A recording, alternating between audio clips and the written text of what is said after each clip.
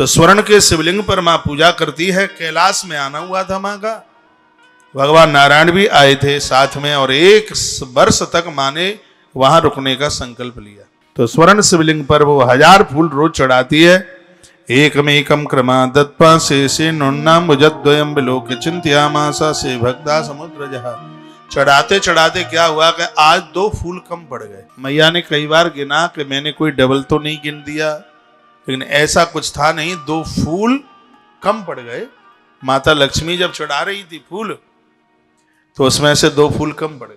तो माता मन में विचार करने लगी, मैं तो पूरे लेकर के आई थी, लेकिन ये 2 फूल चले तो चले कहां गए। देवी लक्ष्मी मन में विचार कर रही है कि पूरा साल मैंने पूरा 1000 फूल चढ़ाया और 1 दिन बचा, और ऐसे 1 ही दिन में मेरा संकल्प खंडित हो रहा है। मां रो पड़ी, मैं क्या करूं। वो तड़फने लगी, वह सोचने लगी मैं क्या करूं। तो वह मन में विचार करने लगी कि 1 दिन की बात थी, मैं भगवान नारायण के सन्मुख पहुंची तो भगवान नारायण ने मुझे कहा था, हे देवी तुम्हारे पयोधर बिल्कुल कमल फूल की तरह लगते हैं।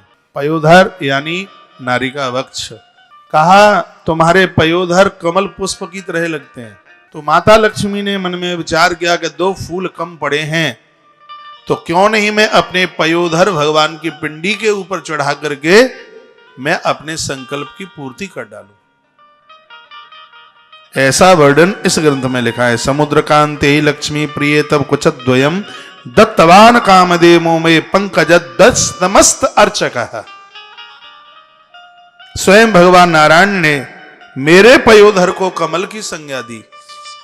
भगवान नारायण ने कहा है तुम्हारे पयोधर कमल सदृश हैं, तो क्यों नहीं अपनी संकल्प पूर्ति के लिए स्तन पंकज युग्मकम, अपना पय उधर मैं क्यों नहीं भगवान महादेव की पिंडी के ऊपर चढ़ा करके मैं अपने संकल्प की पूर्ति करूं।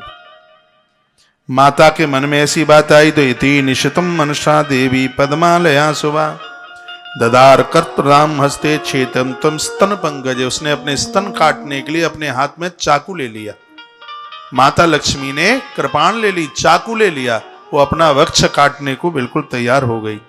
स्तनानाभ्याम यदपक्षतो हर्षताभ्याम सुरसता यथा नमतमयी मौली देवदेवम महेश्वरम।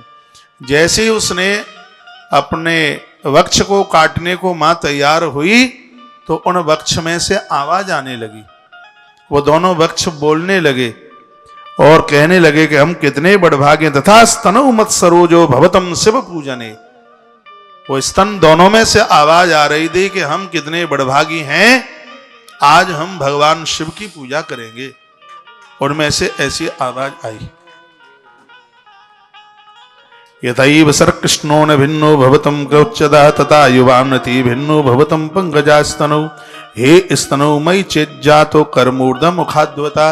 माता ने अपने दोनों पयोधरों से कहा कि सुनो, मेरी बात सुनो। तदास्तम संभुजाव सहस्त्र पूरकौ ममः।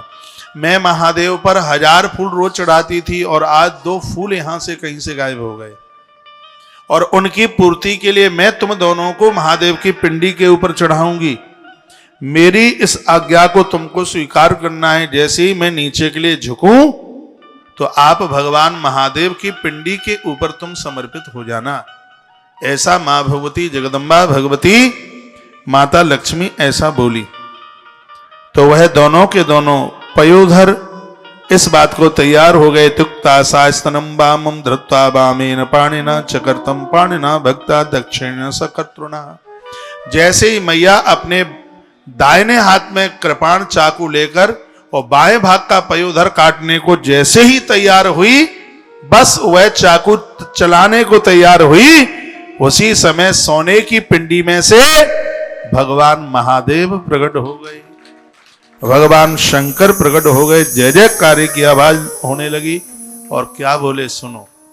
इन सब कथाओं को सुनकर जो विधर्मी दूसरे धर्म के जो लोग हैं वो बड़ी उल्टी पुल्टी बात करते हैं। कहते हैं कैसा महादेव है जो नारी के वक्ष को अपने ऊपर चढ़ाने पर खुश होता है। ये मैंने सुना है, लोग ऐसी घटिया किस्म की बातें करते हैं।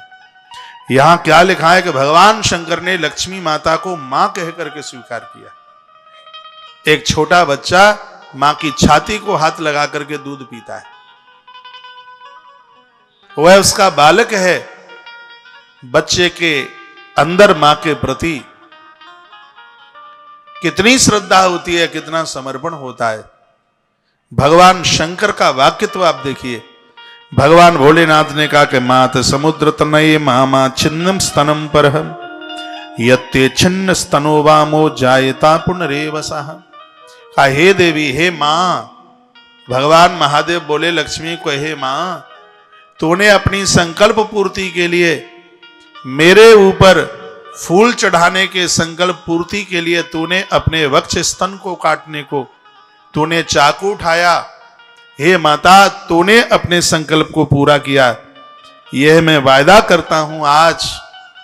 हे मां, गौ माता के गोबर में तुझे स्थान मिलेगा और तेरे इन दोनों वक्षों से, इस छाती से एक दिव्य वृक्ष पैदा होगा जिसका नाम होगा बेल पत्र, जिसका नाम होगा बेल वृक्ष। यह मैं अति प्रसन्न, हे देवी तू संपदा का प्रतीक है और यह मैं वरदान देता हूं, जो बेल के फल को मेरे ऊपर जो भी कोई चढ़ाएगा उसके घर में गरीबी नहीं आने दूंगा। साक्षात माता लक्ष्मी का वक्ष ही बेल फल के रूप में है।